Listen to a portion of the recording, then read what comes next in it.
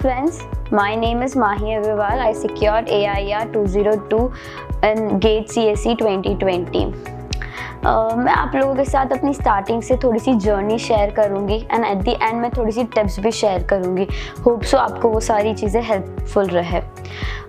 मैंने 2019 में सबसे पहला अपना फर्स्ट अटेम्प्ट दिया था गेट का, तो उसके लिए मैंने 2018 में गेट एट झील ज्वाइन करा था, जहाँ मुझे सबसे पहले राजेश सर मिले थे और राजेश सर ने मुझे सारी चीज़ें एक्सप्लेन करी थी कि गेट के लिए मुझे क्या क्या चीज़ें करनी चाहिए, किस तरीके से सब्जेक्ट्स पढ़ना चाहिए, कितनी बार मेरे 1 ईयर में सब्जेक्ट्स कवर हो पाएंगे।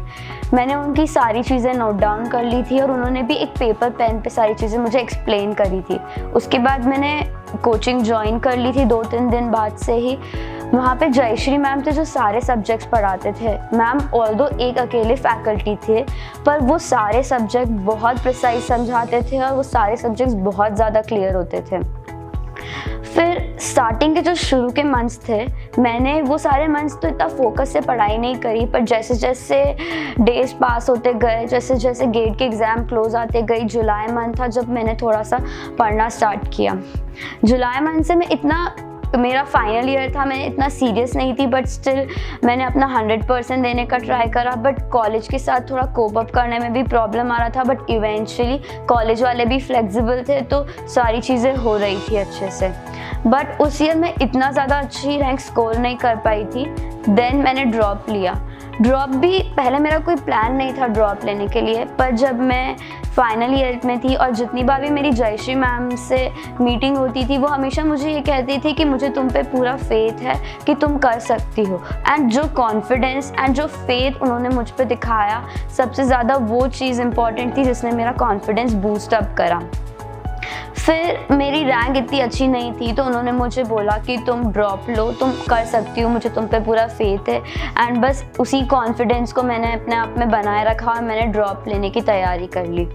फिर जब ड्रॉप ईयर स्टार्ट हुआ, ड्रॉप ईयर के स्टार्टिंग में से ही पहले मुझे लगता था जब मेरा ड्रॉप ईयर स्टार्ट नहीं हुआ था उसके पहले मुझे लगता था कि मुझे बहुत सारी चीज़ें आती है, बट ऐसा नहीं होता है। हम कभी कभार थोड़ा कॉन्फिडेंस में हो जाते हैं कि शायद हमारा पेपर बिगड़ गया होगा या ऐसा हो गया होगा, वैसा हो गया होगा। बट एट दी एंड जब मैंने ड्रॉप लिया तब मुझे ये चीज़ रियलाइज़ हुई कि नहीं, मुझे बहुत सारा नॉलेज गेन करने की और ज़रूरत थी। फिर जैसे मैंने वापस से मैम के नोट्स वगैरह पढ़े, मैंने झील की शीट सॉल्व करी, अलग अलग मॉड्यूल्स होती थी, अलग अलग सब्जेक्ट्स की, एक से ज़्यादा मॉड्यूल्स प्रोवाइड होती थी हमें, स्टडी रूम था, लाइब्रेरी थी, हम सारी फैसिलिटीज़ का यूज़ कर सकते हैं प्रॉपर तरीके से। तो अब मैम का पूरा गाइडेंस था। मैम ने ये चीज़ बताई थी कि कैसे पढ़ना है, क्या करना है ड्रॉप ईयर में। अपना ड्रॉप ईयर है तो एक प्रेशर भी रहता था साथ में, पर मैम का इतना फेथ और इतना सपोर्ट रहता था, जयश्री मैम का, साथ ही साथ राजेश सर का भी, कि कभी भी वो प्रेशर फील ही नहीं होने देते थे कि आप पे प्रेशर है। वो हमेशा कॉन्फिडेंस के लिए आपको बूस्ट करते रहते थे कि हाँ आप कर लोगे। फिर उस पर्टिकुलर ड्रॉप ईयर में मैंने बहुत ज़्यादा मेहनत करी और बहुत वहाँ पे डाउट सॉल्विंग फैकल्टीज़ भी रहती थी। साथ ही साथ में अर्चित सर, आशीष सर, बसंत सर भी हमेशा अवेलेबल होते थे डाउट्स बताने के लिए। और अगर कुछ ऐसा टिपिकल डाउट होते थे या अगर कोई और अवेलेबल नहीं है तो जयश्री मैम भी हमेशा अवेलेबल होती थी। बहुत बार ऐसा होता था कि मुझे डाउट्स आते थे, संडे होता था या ऑफ होता था कोचिंग का, तो लगता था क्या करें, क्योंकि बहुत बार ऐसा होता है कि हम कोई क्वेश्चन सॉल्व कर रहे हैं और हमारा डाउट क्लियर नहीं होता है तो हम आगे मूव ऑन नहीं कर पाते थे।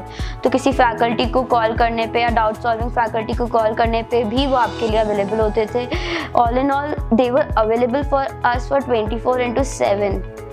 तो वो चीज़ बहुत हेल्पफुल रही। मोर ओवर स्टडी रूम, वहाँ की लाइब्रेरीज यूज़ कर सकते थे, तो मैं जानती हूँ मैंने बहुत सारी बुक्स रेफ़र करी है वहाँ से, तो that was also a plus point. More over फिर जब बसंत सर बहुत सारी टिप्स दिया करते थे कि एग्ज़ाम स्टार्ट होने से पहले आपको मेडिटेशन करना चाहिए, आप अपने आप को रिलैक्स रखो और अपने आप को काम रखो। तो वो चीज़ें जब वो स्टार्टिंग में जब मैं 2019 में थी, वो ये सारी चीज़ें दूसरे स्टूडेंट्स को भी बताते थे और क्लास में भी ये चीज़ें बताते थे, पर मैंने कभी उन चीज़ों पे ध्यान नहीं दिया। मुझे ऐसा लगता था क्या मेडिटेशन और क्या। बट जब मैंने 2020 में उनकी ये सारी चीज़ें अपनाई और मैंने ये सारी चीज़ों पे वर्क करा, तो मैं इस इसलिए मैं आपके सामने खड़ी हो पाई हूँ, अदरवाइज़ मैं नहीं हो पाती। सो वो चीज़ें भी बहुत हेल्पफुल रही। उसके बाद में जब एक पॉइंट होता है हमारे पास में, जब हम किसी टीचर की बातों को नहीं सुनते हैं या हम नहीं इग्नोर कर देते हैं, बट हमें ऐसा नहीं करना चाहिए। अगर वो हमें कुछ सजेस्ट कर रहे हैं तो हमें उनको अपनी लाइफ में इम्प्लीमेंट करना चाहिए। जब अगर हम उन्हें अपनी लाइफ में इम्प्लीमेंट कर पाते हैं तभी हम सक्सेस मिल पाती है। मोरओवर यहाँ की टेस्ट सीरीज़ होती है, जिस टेस्ट सीरीज़ ने बहुत ज़्यादा हेल्प करी। जब मैं गेट का पेपर दे रही थी तब मुझे यही लग रहा था एज इफ ज़ील से GATE@ZEAL ने ही वो टेस्ट पेपर बनाया हो, क्योंकि सारे क्वेश्चंस का जो लेवल था और जो क्वेश्चंस की लैंग्वेज भी थी वो वैसी की वैसी लैंग्वेज, उसी टाइप की लैंग्वेज फॉलो होती है GATE@ZEAL पे। उसकी जो टेस्ट सीरीज़ होती है उसमें बेसिक से लेके एडवांस लेवल्स तक के हर टाइप के क्वेश्चंस होते हैं। अलग अलग राउंड्स होते हैं, राउंड 1 होता है, राउंड 2 होता है, मॉक होता है, और उन टेस्ट सीरीज उन क्वेश्चंस के डिटेल सॉल्यूशंस भी प्रोवाइड होते हैं। जब आप गेट के लिए पढ़ रहे होते हैं और जो दिसंबर और जनवरी मंथ होता है बहुत ज़्यादा प्रीशियस होता है हम लोगों के लिए। बहुत सारे बच्चे जो फाइनल ईयर में होते हैं वो प्लेसमेंट्स के चक्कर में इग्नोर कर देते हैं या एंड सेमेस्टर के चक्कर में इग्नोर कर देते हैं गेट को, but these 2 months are the most precious time. तो अगर आप इस टाइम में कंसिस्टेंसी बनाए रखोगे और आपका अगर कॉन्फिडेंस नहीं लूज़ होने दोगे, सेमेस्टर्स प्लस गेट अगर आप दोनों को कोप अप कर लोगे तो आप ज़रूर सक्सेस हो जाओगे गेट के अंदर।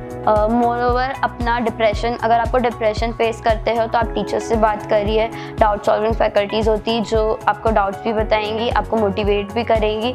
तो आप सारी चीज़ें सबसे डिस्कस करिए। ज़ील पे आके सब आपको 100% देंगे उनकी तरफ से भी, एंड एक कंसिस्टेंसी मेंटेन रहेगी और मोरओवर आप डिप्रेशन से भी बाहर रहेंगे। So at last I would like to thank my parents जिन्होंने मुझे ड्रॉप के लिए रिस्क लेने दिया। सेकेंडली मैं सबसे ज़्यादा थैंकफुल हूँ Jayashree ma'am and Rajesh sir को, क्योंकि अगर वो नहीं होते तो ज़ील नहीं होता, और ज़ील नहीं होता तो शायद मेरी ये रैंक नहीं आ पाती। Ashish sir, Basant sir and Archit sir and my friends, there were some friends जिन्होंने मुझे स्टार्टिंग ऑफ गेट से लेके एंड ऑफ द गेट तक बहुत ज़्यादा हेल्प करा है, बहुत ज़्यादा मोटिवेट करा है। सो आप भी अपने ऐसे फ्रेंड्स के टच में रहना पूरे टाइम पे जो आपको पुश करे, ना कि आपको पुल करे। So thank you. मेरे ख्याल से रिजल्ट एक स्टार्टिंग है। उस जगह पे बच्चा सोचता है कि मैं कहाँ एडमिशन लूँ, किस कॉलेज में लूँ, किस ब्रांच में लूँ, क्या करूँ। वो सारा पार्ट ज़ील पर एक अलग जर्नी वहाँ पर स्टार्ट होती है रिजल्ट आने के बाद में, और वो जर्नी कंटिन्यूस बनी रहती है कॉलेज लेवल काउंसलिंग। तब तक हम पूरा बच्चे से 1-to-1 कनेक्ट रहते हैं ताकि वो बेस्ट यूटिलाइजेशन ऑफ रिजल्ट कर सके।